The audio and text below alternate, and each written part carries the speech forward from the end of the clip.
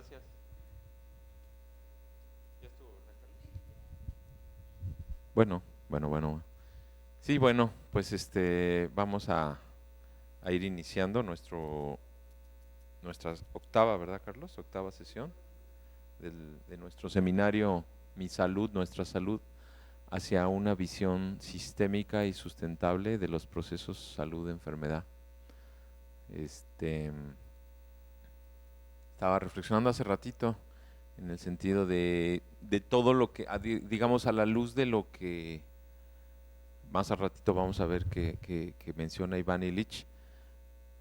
Estaba reflexionando cuántas implicaciones tiene aunque él en aquel entonces no se usaba esa palabra, no sé si por suerte, la de sustentabilidad, pero pues básicamente todo lo que está hablando Iván Illich se refiere a la sustentabilidad, que él le llama convivialidad o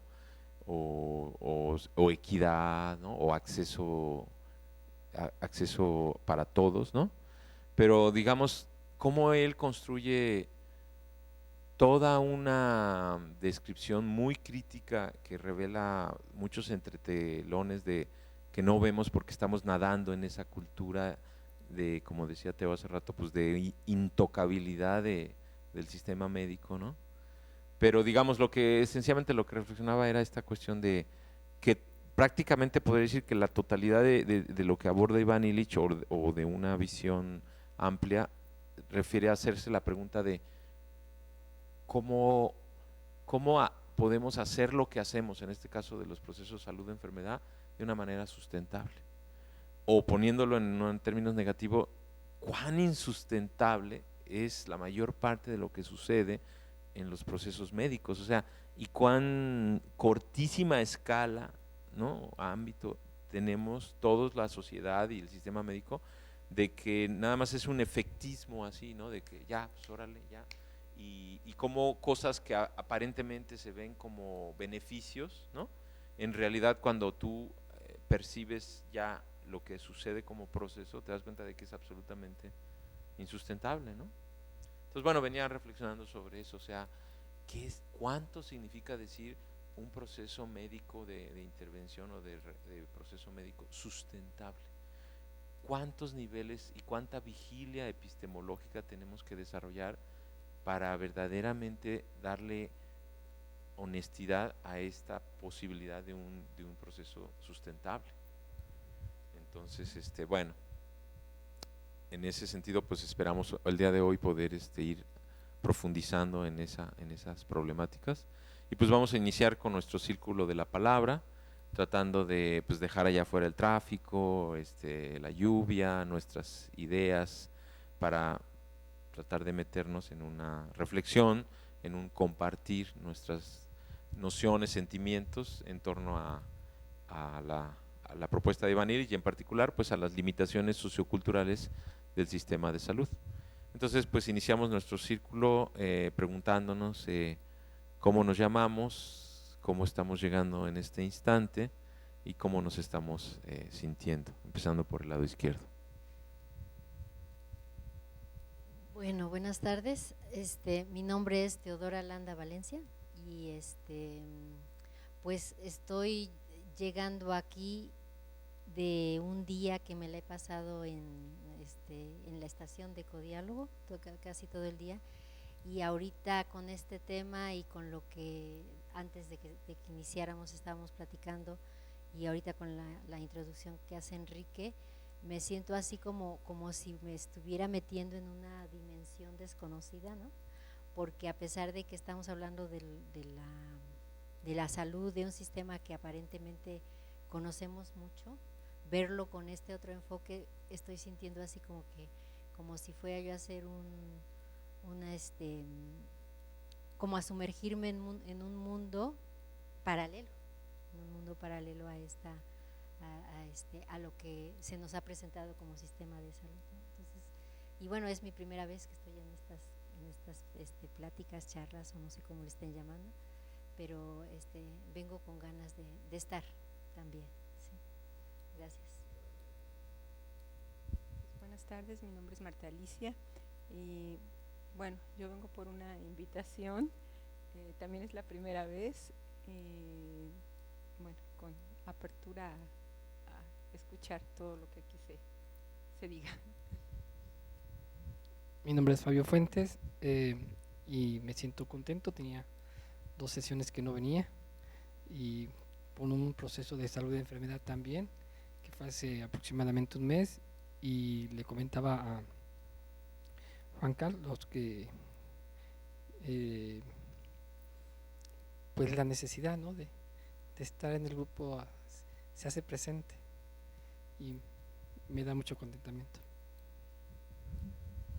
Pues mi nombre es Carlos Pérez, me da mucho gusto estar aquí de nuevo, me agradó mucho la tarde, me gusta cuando llueve, parece que se va a caer el cielo a pedacitos y termina de llover y el cielo está limpio, corre agua, como que fluye todo, me gusta esa sensación, por eso estoy contento y con gusto de empezar con lo que vamos a ver.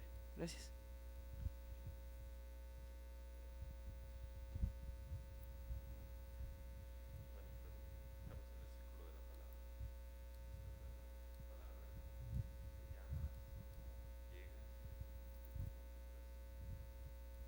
Bueno, buenas tardes, mi nombre es Jaime Palestina. Como llego tarde. ¿Cómo me siento? Vengo contento para disfrutar de la plática de este mes. Sí, muchas gracias. Y voy a aprovechar este tema como los anteriores. Gracias. Pues buenas tardes, mi nombre es Enrique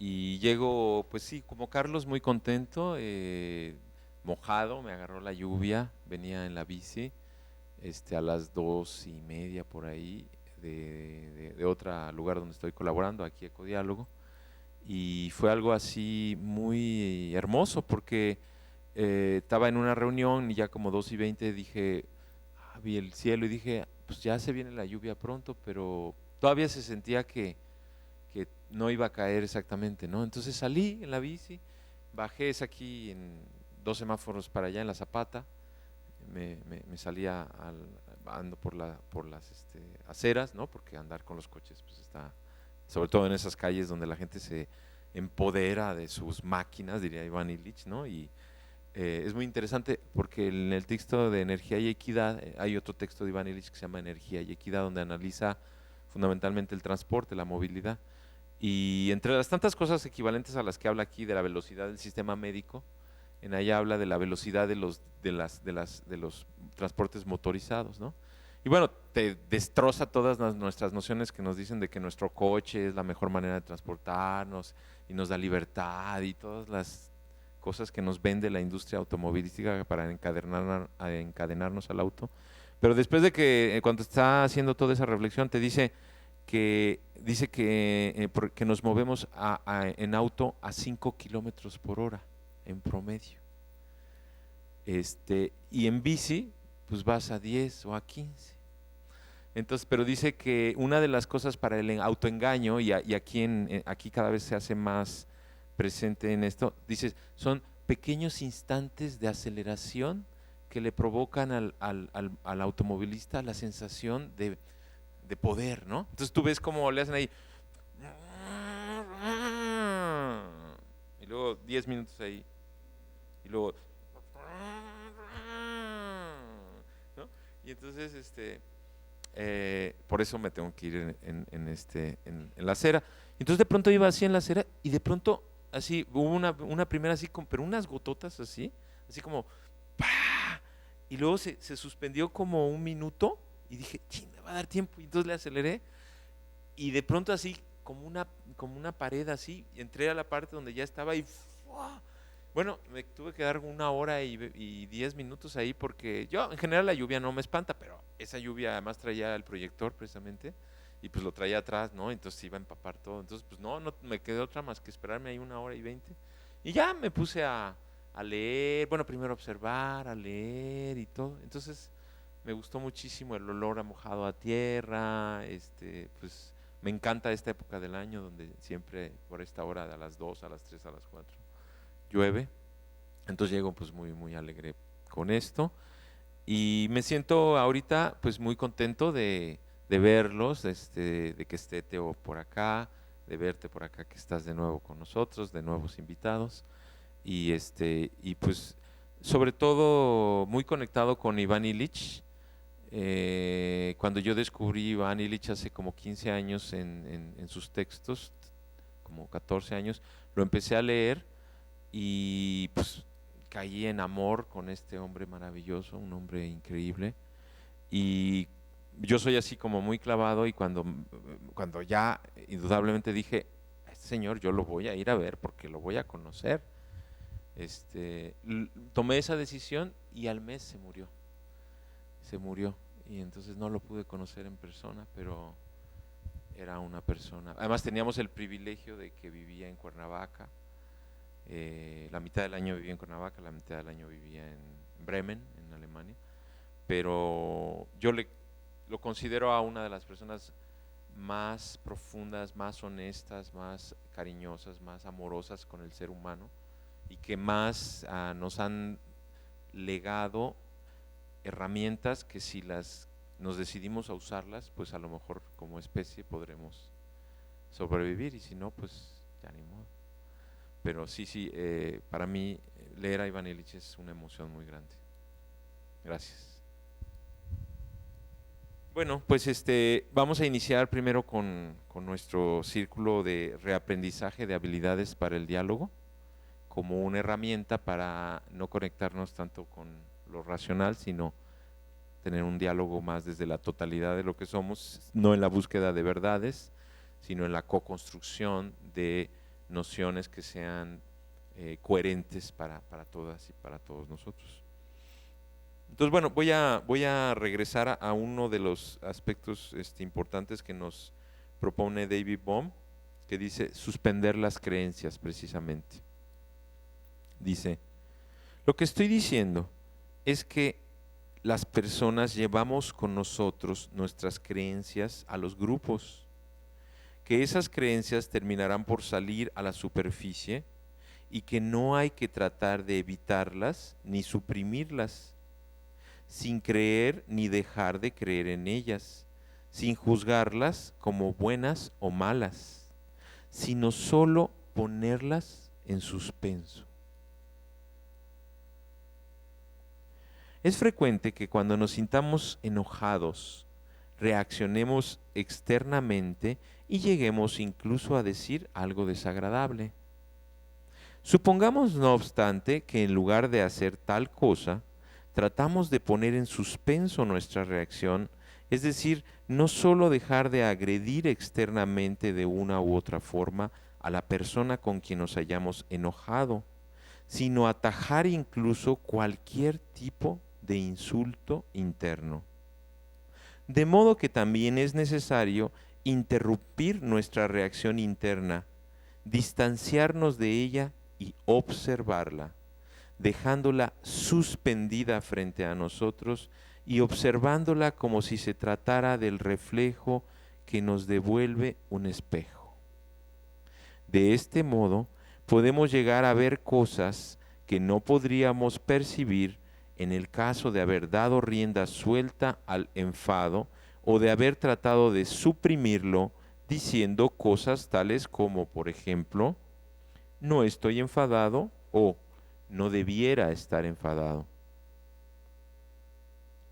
De esta manera, el grupo puede terminar convirtiéndose en el espejo en el que se refleja cada uno de los participantes. Nosotros servimos de espejo a los demás y ellos se convierten en el nuestro.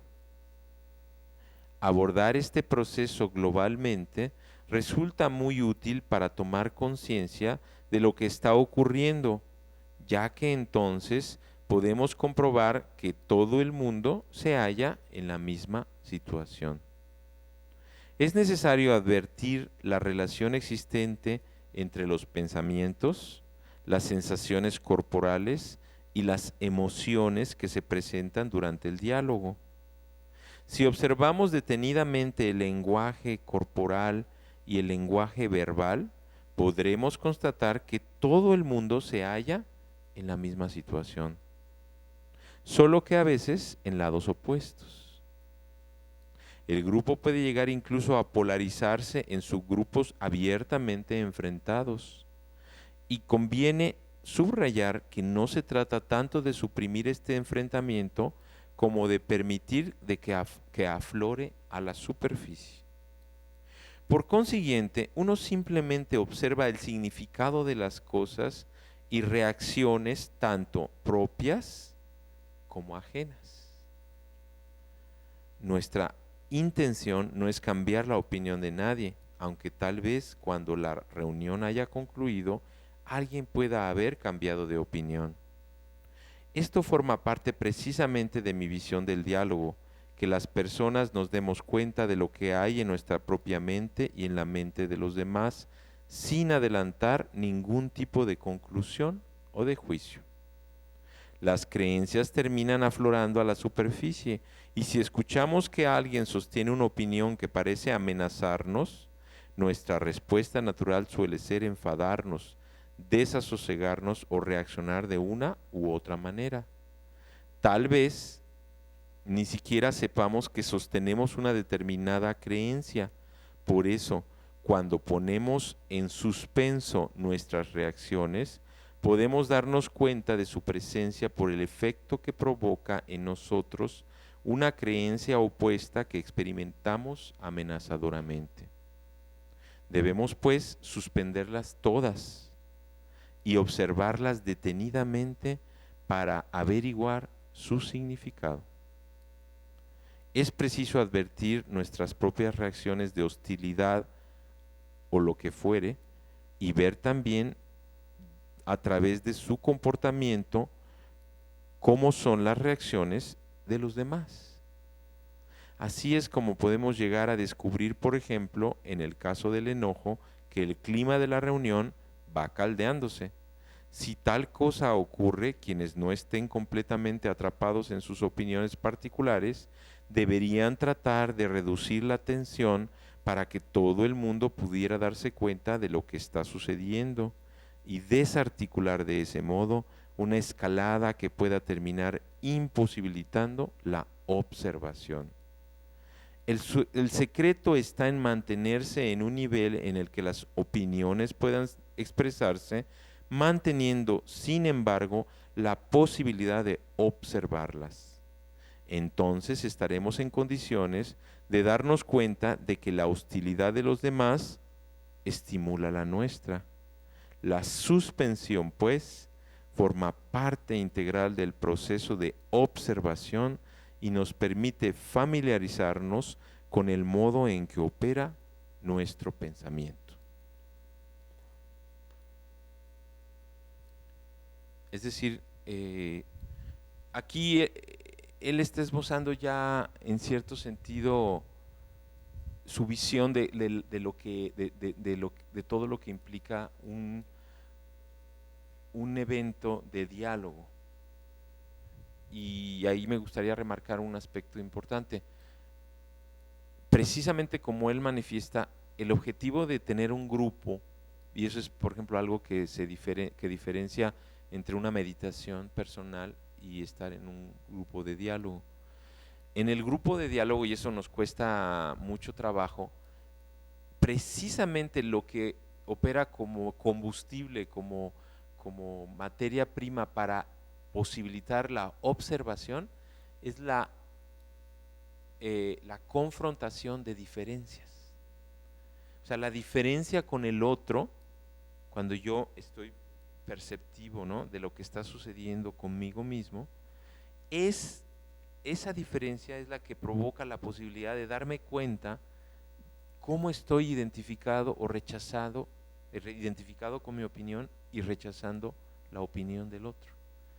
Entonces, el grupo de diálogo, por eso dice, se convierte en el espejo en el que yo miro mis creencias, porque es desde la diferencia, desde donde yo puedo notar, puedo encontrar la rendija para observarme.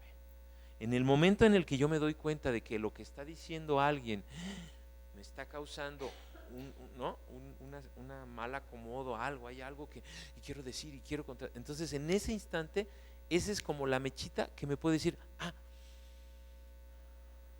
entrar en la puerta de la contemplación a través de la respiración. Y si puedo seguir escuchando a la persona, pero suspendiendo mi reacción, o sea, dándome cuenta que la estoy filtrando a través de mis ideas y que eso es lo que precisamente me está haciendo rechazarlo, entonces tengo la posibilidad de estar presente y entonces puedo observar mis propias ideas y puedo recibir las ideas del otro, de la otra, realmente como son, no a través del filtro de mis ideas. Eso que se dice así es muy difícil, requiere un entrenamiento muy arduo, porque precisamente cuando estamos más clavados o diciendo, claro, está muy padre lo que está diciendo, porque coincide con lo que yo digo, pues uno, o estás embelesado diciendo, pues sí, el mundo debe de ser así, porque si coincidimos, pues es porque el mundo es así. O, no, ¿qué te pasa? No, porque estás diciendo eso que va en contra de mis intereses, de mis ideas.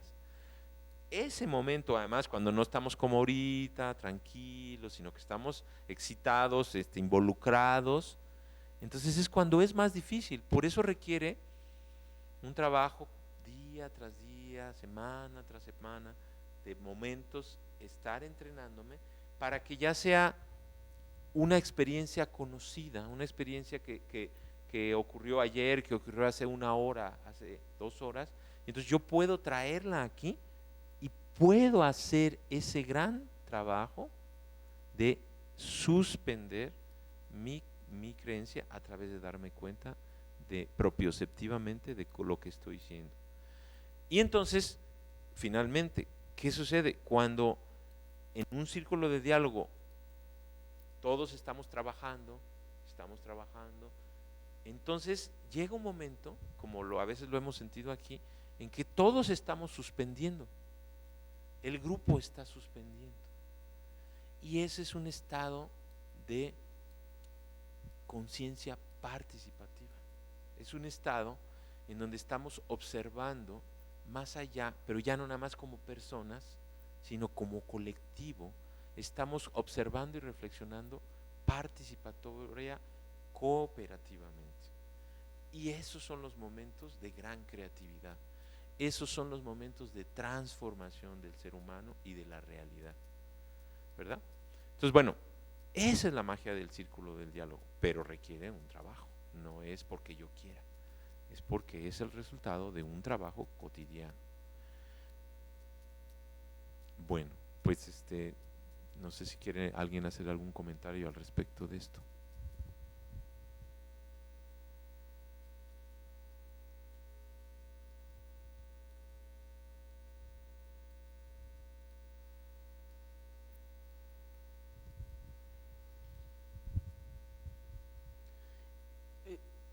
La suspensión de las creencias es algo que me gusta trabajar en particular. Estar en ese cuidado de la propiocepción, de observar mi pensamiento, de observar lo que estoy pensando, y a la hora de que me confronta algo, alguien, y hago uso del concepto de necesidad también, ¿no? De que nos habla Bohm. Entonces a veces es estoico, es bastante fuerte cuando tú haces ese proceso o piensas que lo estás haciendo y estás con otra persona que no lo hace, ¿no? Y bueno, yo trato de seguir en ese, está bien, pero bueno, sí se hace difícil cuando la otra persona no está en esa sintonía del diálogo, ¿no? Pero es ahí donde también uno aprende acerca de esta cualidad del diálogo, y bueno, así se puede evitar algunas veces conflictos o llegar a una discusión, ¿no? Gracias. Sí, gracias. Vamos a hacer un ejercicio de propiocepción precisamente para experienciarlo más que seguir hablando acerca de ello. Entonces, pues vamos a poner nuestros pies sobre la tierra, bien asentados, y a cerrar nuestros ojos. Apoyamos nuestras manos en los muslos.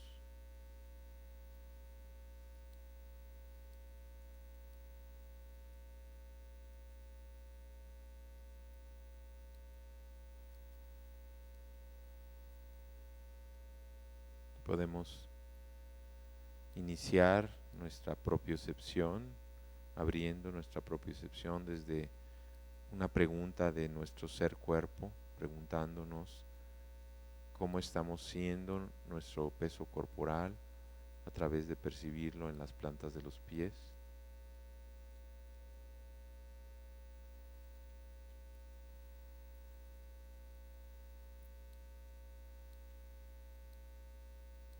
Cómo sentimos la presión de nuestro cuerpo en la planta del pie derecho, la planta del pie izquierdo,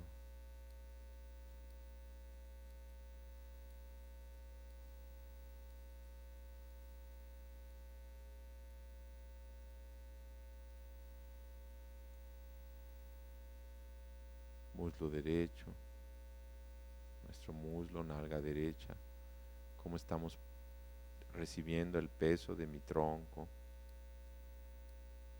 lado derecho, luego lado izquierdo.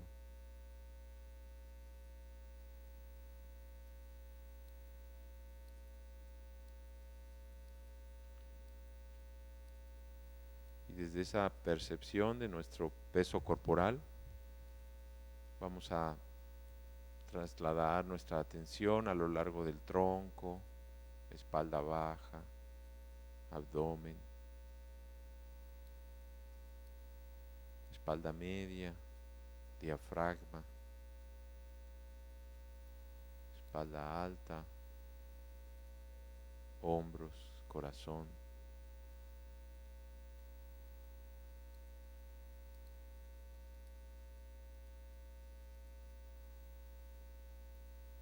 Cuello, rostro. Y a partir de ahí podemos también tomar atención en nuestro ser cuerpo a través de nuestro ser respiración, tomando contacto e interés genuino sobre nuestros orificios nasales, cómo entra el aire, cómo sale.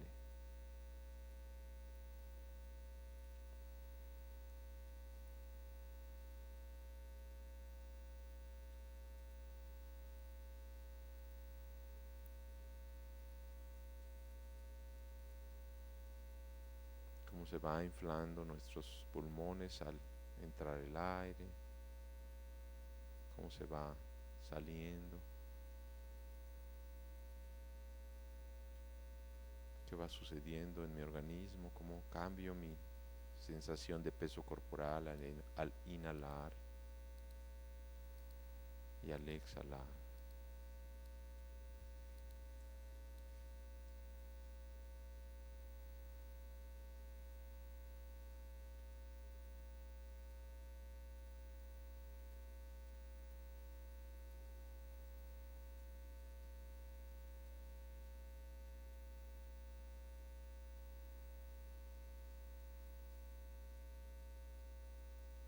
Y a partir de esta conciencia profunda y sutil, vamos muy lentamente, lo más lentamente posible, sin abrir los ojos y percibiendo cómo va cambiando nuestro peso, nuestra relación lado derecho, lado izquierdo, pero sobre todo poniendo atención a la altura de nuestros hombros. Vamos lentamente a ponernos de pie, muy lentamente, percibiendo cómo va cambiando la altura y la posición de mi cuerpo a la altura de los hombros. Poco a poco nos vamos levantando sin abrir los ojos, muy lentamente, lo más lentamente posible, poniendo atención en nuestros hombros, cómo va cambiando la posición de mis hombros al ponerme de pie.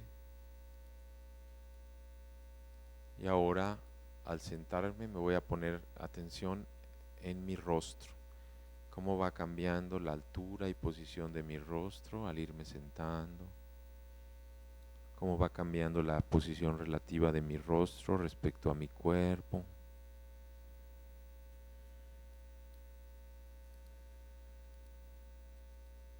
Hasta que me pongo en posición, cómo va a ir dirigiéndose hacia atrás cuando me voy recargando mi rostro.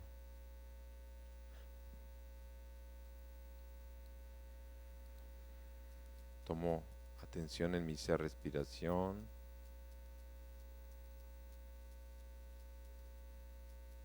Y manteniendo mi atención en mi respiración, voy a volver a ponerme de pie muy lentamente, pero ahora poniendo atención en mi cadera. Cómo se va moviendo mi cadera lentamente al ir haciendo el esfuerzo para ponerme de pie. ¿Qué pasa con mi cadera cuando me voy poniendo hacia arriba, poco a poco, conforme voy irguiendo? ¿Cómo se endereza mi cadera al estar llegando al pie, a estar erecto? Atendiendo mi respiración. Y nuevamente vamos a ir hacia abajo, poniendo atención en mi cadera nuevamente, cómo se está moviendo mi cadera hasta que llego y me pongo en posición sentado. Sigo atendiendo mi cadera.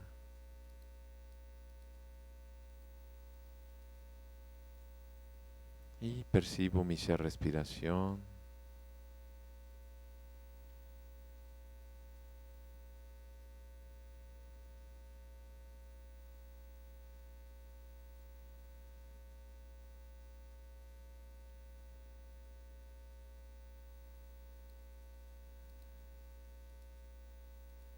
Y desde esta percepción de quizás hemos podido descubrir múltiples aspectos que no notamos, que no le damos atención mientras que estamos identificados con nuestras ideas. Registramos esta sensación de estar más presentes, más vívidamente presentes en lo que estamos siendo.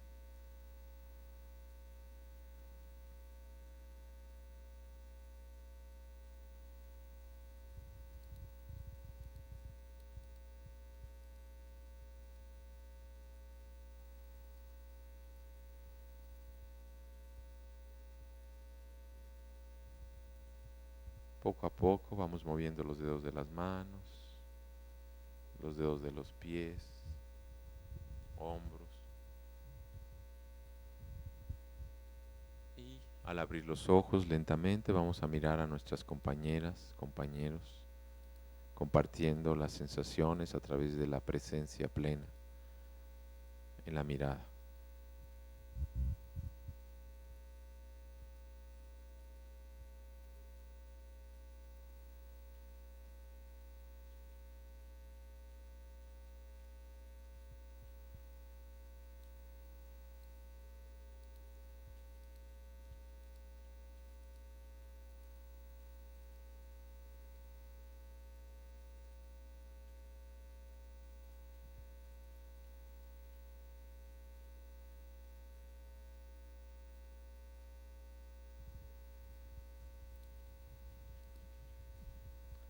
Sensaciones que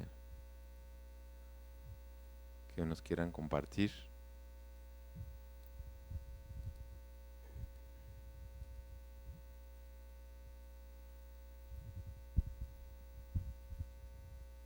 ¿Qué sensaciones? La sensación que sentí la primera vez que me levanté, me he dado cuenta que tenía yo los hombros más caídos y posteriormente se me enderezaban los hombros.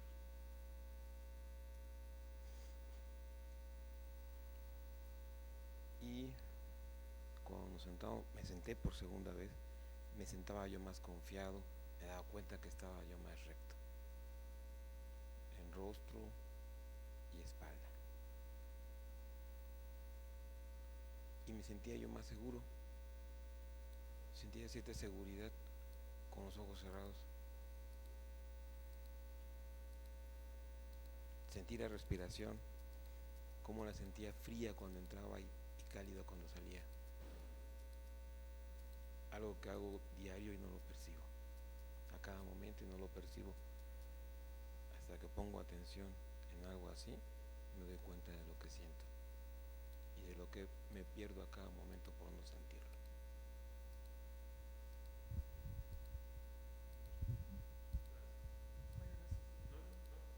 Bueno, yo con honestidad, unos segundos antes de que empezáramos la dinámica de cerrar los ojos, estaba empezando a sentir sueño. Y entonces, en cuanto cerré los ojos, empecé a luchar de que no me fuera yo a quedar dormida, pero apliqué lo de Ivy Moore, bueno, eso es en cuanto a las ideas, pero dije tampoco voy a luchar con mi sueño, ¿no? Y entonces, quizás por 3 segundos, no sé cuánto tiempo, pero me quedé dormida, pero creo que pude hacer, si no con los juicios, como propone la David Wood, sí con mi sueño, pude no ignorarlo, a lo mejor de una manera atenderlo, pero también sin dejar de atender tu voz, lo que estábamos aquí, ¿no? Y le fue suficiente a mi cuerpo sentirse atendido o al sueño, porque cuando ya fue en el momento de que ya teníamos que estar más en la respiración para empezar a mover los hombros, yo ya estaba aquí otra vez y ahorita me siento muy despejada, me siento como cuando entré, como muy despierta, y esto me lleva a convencerme de querer poner en práctica hasta ver cuándo lo pueda lograr, ¿no? La propuesta de si así me siento con el sueño ahorita, ¿no? De que pude tenerlo, pues haciendo a un lado los juicios para poder estar más presente en el otro, creo que podrá ser una relación más de respeto y más hasta más fresca también, como ahorita me siento, ¿no? Entonces fue para otra cosa, pero me gustó, lo apliqué inmediatamente, sí.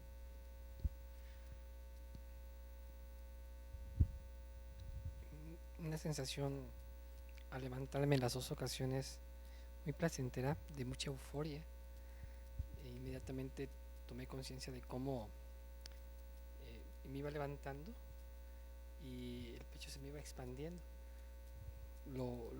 Quizás no tenga cómo decirlo, pero es como cuando despiertas, ¿no? y te hinchas, te sientes pleno, ¿no? Entonces es una sensación, bueno, de euforia cada vez que nos invitabas a levantarnos, ¿no? O sea, yo sentía como iba creciendo, pues, una sensación de mucha euforia, de mucha, sí, de mucho placer, pues, en un sentido, y al mismo tiempo es como cuando estás en un podio y te ponen una medalla, ¿no? Esa sensación, ¿no? Te vas levantando y respiras todo. Bueno, eso es lo que percibí. Gracias. Pues bueno, ahorita me acordé del trabajo que mucho de tiene que ver con Moshe Feldenkrais, que es un ingeniero y pues somatista judío, y su método se llama autoconocimiento a través del movimiento, precisamente. Entonces es a través de este movimiento lento que se reorganiza mi cuerpo, mi ser, la totalidad de lo que soy. Y cuando uno tiene estas sesiones de Feldenkrais, Teo lo sabe porque lo ha experimentado en la maestría, a veces te levantas y tensiones y cosas que ya traías nada más por el autoconocimiento del movimiento, te reorganizas, como un poco lo que decías, y pues es una terapéutica, de hecho, para personas inválidas y todo, porque realmente lo que uno percibe como pues, ya una patología ahí que ya no hay quien me la quite, en realidad no es más que todo el amarre y todo que trae uno, porque está uno constantemente moviéndose sin autoconciencia, ¿no? Sin saber de qué posición vengo, hacia dónde voy, cómo estoy, sino que nada más va uno como así como robotcito, ¿no? Así, pero como no está uno presente en el trayecto, entonces se va lastimando uno en el trayecto, los músculos transitan desde una neurosis, de una tensión neurótica que nos va lastimando y lo que hacemos es que estamos reafirmando nuestros patrones que nos causan la contractura y el dolor y todo esto. Entonces, cuando de pronto desde la respiración entonces es un movimiento tan elemental como es, pero que normalmente pues lo hago ahí, ¿no? Y ni me doy cuenta, se convierte en un proceso de sanación, de autosanación. Entonces, es la autoconciencia a través del movimiento. Y el único secreto es la respiración y hacerlo 10 o 20 o 30 veces más lento de lo que lo haría cuando estoy sin una contemplación. Bueno, pues entonces podemos irnos con esta reflexión que nos hace David Bohm, que leímos, con esta experiencia del autoconocimiento a través del movimiento, y vamos a terminar leyendo un poquito también de Thomas Moore.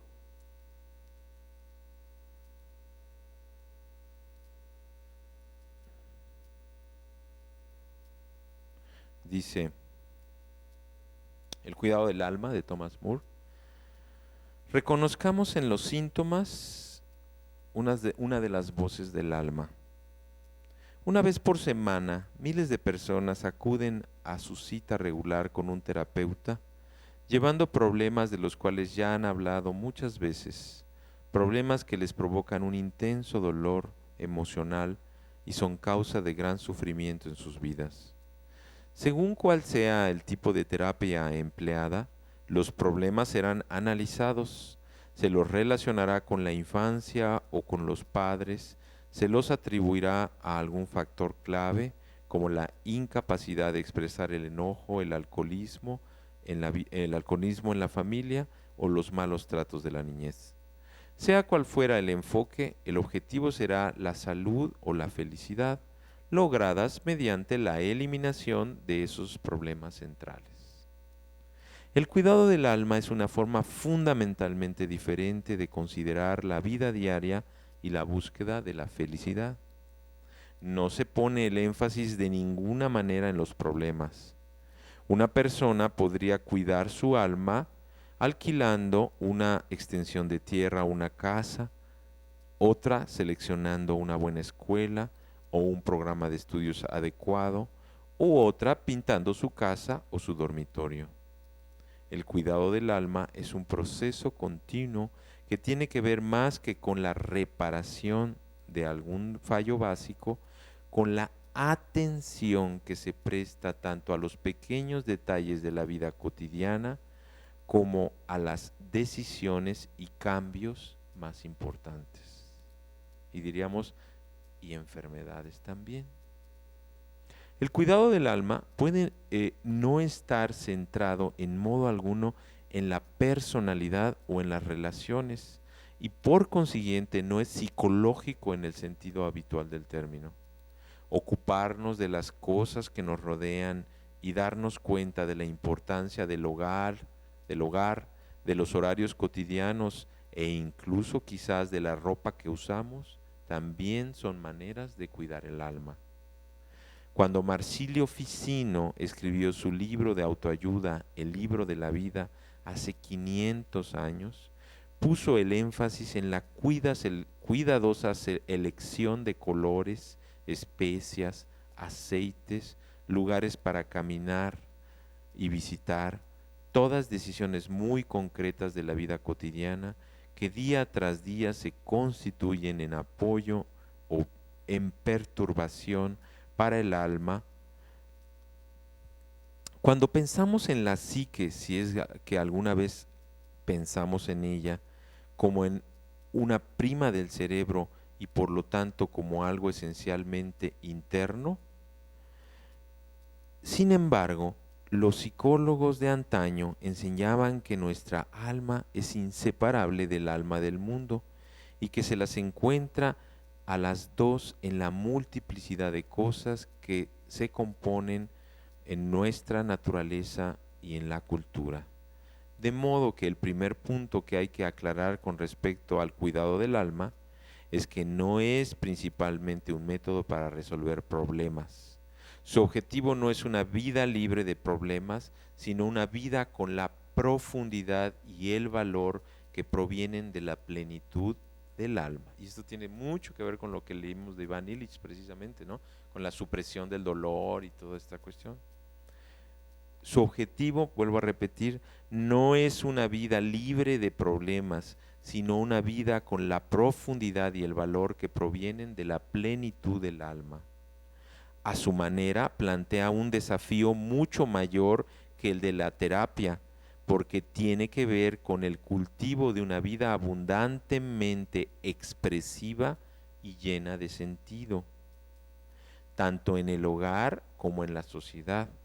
También es un reto porque nos exige imaginación a cada una y uno de nosotras y nosotros.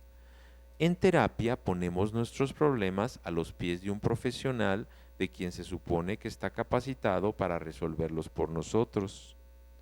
En el cuidado del alma, nosotras y nosotros mismos tenemos tanto la tarea como el placer y la responsabilidad de organizar nuestra vida y darle forma para el bien del alma.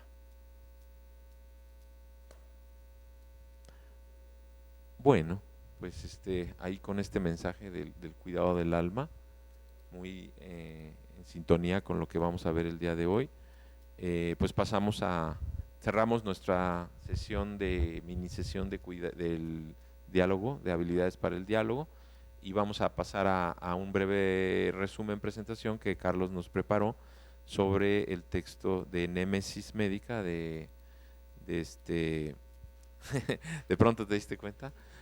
Sobre el texto de Némesis Médica que vamos a ver el día de hoy. Y pues bueno, mientras que conectan para que se vea en el video, pues como les decía, este texto, de hecho hay una parte muy hermosa que creo que no está en la parte que Carlos sugirió para lectura, donde explica Ivan Illich por qué le llama Némesis Médica, ¿no? Y entonces él acude a la palabra griega némesis, que se refería como castigo, ¿no? O estas consecuencias que surgían cuando los humanos pretendían usurpar tareas o atributos que solamente le correspondían a los dioses, ¿no? Es decir, cuando el ser humano ahora sí que se saltaba la barda y pretendía hacer cosas o tener atributos que no le correspondían. Y entonces dice Ivan Illich que esta usurpación que el sistema médico hace de atributos que no le corresponden y que traen como resultado un enorme desajuste y desbalance, desproporcionalidad y consecuencias desastrosas para la vida de las personas, pues es una gran némesis médica, ¿no? Entonces, este es el motivo por el cual Ivan Illich le tituló a su libro Némesis Médica. Entonces, pues vamos a ver qué nos dice Carlos al respecto. Bueno, pues esta es nuestra octava sesión de nuestro seminario Mi Salud, Nuestra Salud, hacia una visión sistémica y sustentable de los procesos de salud de enfermedad. Teníamos como tema limitaciones socioculturales del sistema de salud, y tenemos como texto base Némesis Médica de Ivan Illich. Illich fue un pensador austriaco, hizo una serie de críticas a las instituciones clave del progreso en la cultura moderna, se ocupó en formular profundas críticas a la educación escolar, la medicina profesional y de patente, el trabajo ajeno y no creador, el consumo voraz de energía necesaria para el desarrollo económico como una negación de la equidad y la justicia social, entre otros muchos temas. Él estudió histología y se graduó con honores en cristalografía en la Universidad de Florencia. Se graduó con los más altos honores en teología y filosofía en la Universidad Pontificia Gregoriana de Roma. Fundó en 1961 el Centro Intercultural de Documentación en Cuernavaca, México. ¿Qué más? Bueno, un dato bastante relevante de él es que él padeció de tumores y se negó a ser tratado mediante la medicina convencional. Él se apropió de su enfermedad y él vio cómo contender con esta enfermedad. Al principio le habían diagnosticado unos pocos meses de vida, pero con los tumores él llegó a vivir hasta 20 años después de que le diagnosticaron estos tumores. Bueno, en el texto… Un comentario, te saltaste una parte creo que muy importante de él.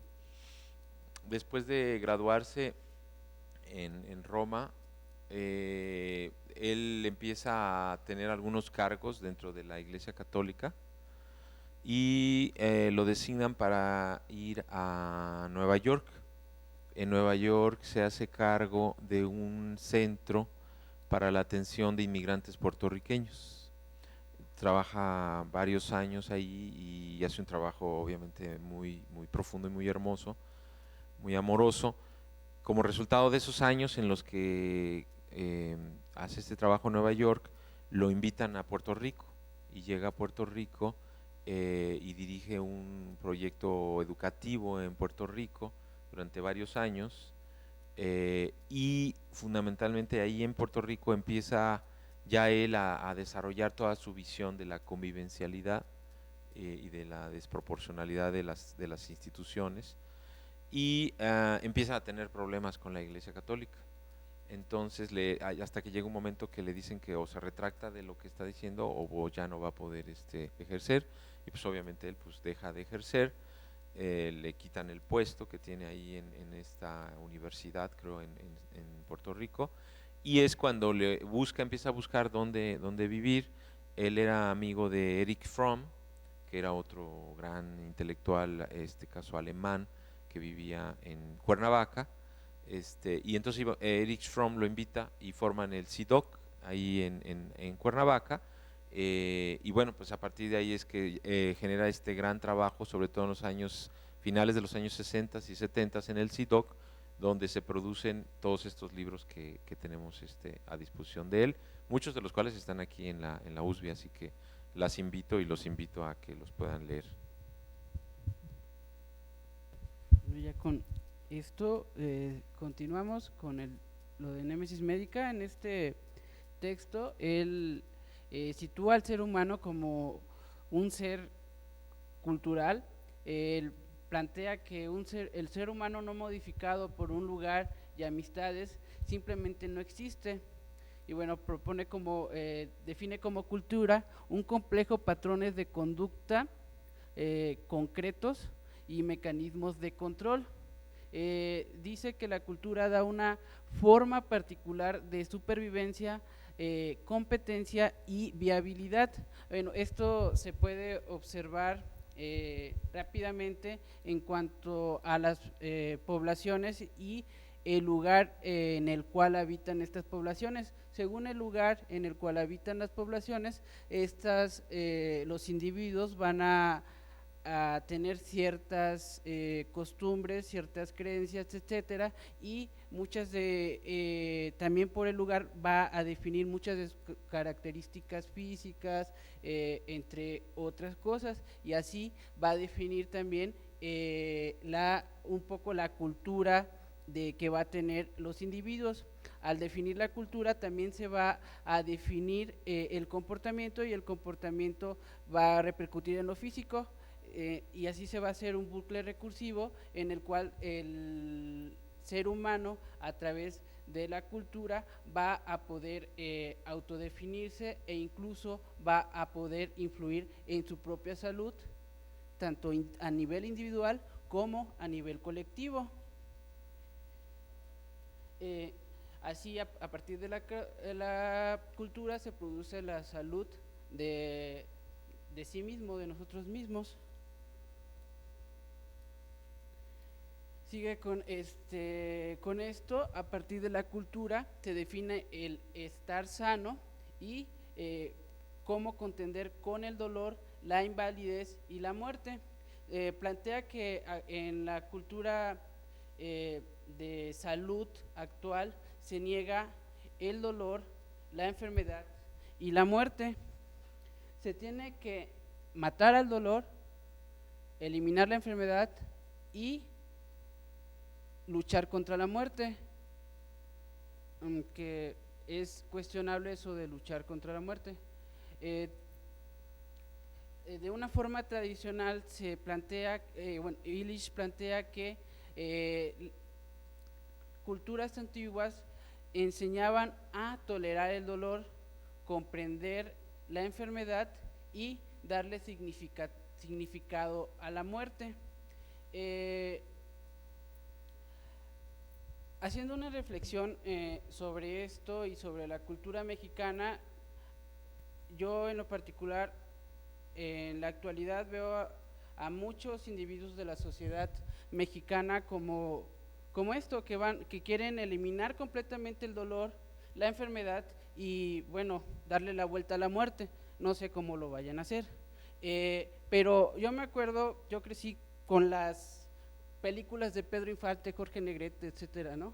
Y bueno, ahí yo veía que había se reflejaba ese sufrimiento, pero el sufrimiento era bien aceptado, bueno, era aceptado, hasta se llegaban a hacer canciones con el sufrimiento, ¿no? Se soñaba con ese sufrimiento y se jugaba con él, se jugaba con la muerte, ¿no? Se trabajaba hacia eso y por supuesto era ese amor perfecto, también se veía esa concepción del amor, ¿no?